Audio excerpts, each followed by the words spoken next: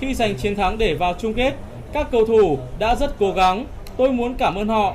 Tất cả đến lướt cùng hàng loạt cơ hội ngon ăn nhưng đều bỏ lỡ cơ hội khá đáng tiếc. Điều này khiến cho những chiến binh trẻ sao vàng. Jelang laga final, pelatih Vietnam meremehkan timnas Indonesia. Tim kami lebih baik. Final Piala AFF U23 2025 menjadi panggung yang kembali mempertemukan dua rival kuat Asia Tenggara, Vietnam U23 dan Indonesia U23. Duel panas ini dijadwalkan berlangsung di Stadion Utama Gelora Bung Karno, Selasa 29 Juli 2025.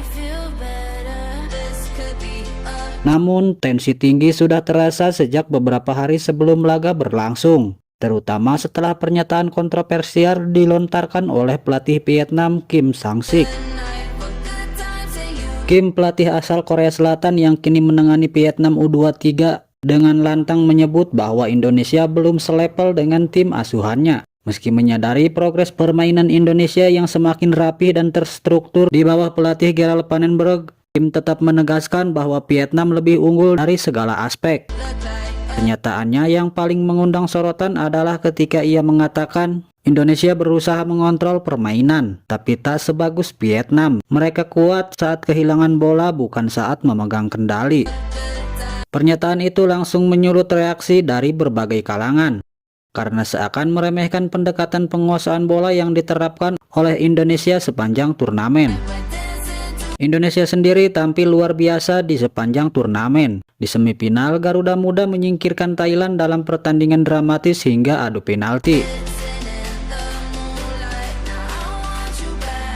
Di bawah asuhan Vandenberg, Indonesia tampil dengan pendekatan modern, mengandalkan ball possession, passing pendek, dan pergerakan cepat antar lini. Namun Kim Sang-sik tak terkesan. Dalam wawancaranya dengan media Vietnam, Kim menambahkan pernyataan yang lebih mengejutkan.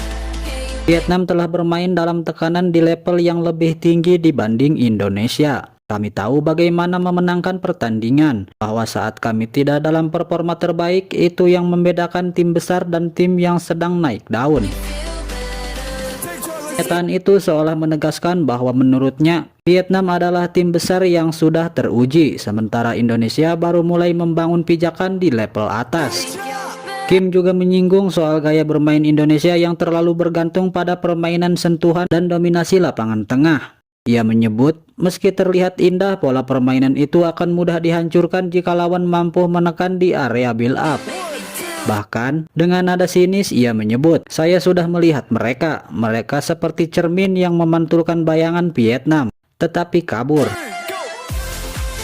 Sementara itu, dari kubu Indonesia, tak ada respon langsung terhadap pernyataan tersebut. Gerald Vandenberg memilih fokus pada persiapan teknis tim. Ia hanya menekankan bahwa timnya akan bermain tanpa tekanan dan tampil dengan karakter sendiri. Namun dari internal tim, atmosfer sudah memanas. Beberapa pemain Indonesia disebut merasa tersulut dan menjadikan komentar Kim Sang-sik sebagai bahan motivasi tambahan jelang laga final. Vietnam memang punya ambisi besar. Mereka tengah memburu hat-trick gelar di Piala AFF U23. Jika sukses mengalahkan Indonesia, maka ini akan menjadi gelar ketiga beruntun mereka.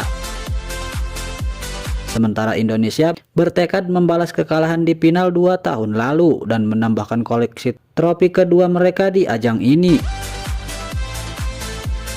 Pertandingan ini bukan hanya soal trofi, tetapi juga gengsi, ego, dan pembuktian Indonesia ingin menunjukkan bahwa era dominasi Vietnam bisa dihentikan.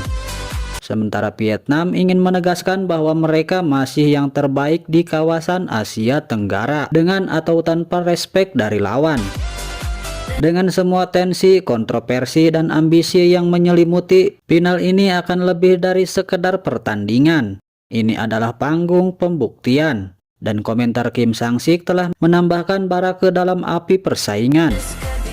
Tinggal menunggu waktu untuk melihat apakah ucapannya akan menjadi kebenaran atau justru menjadi bumerang di hadapan puluhan ribu supporter Indonesia di Gelora Bung Karno.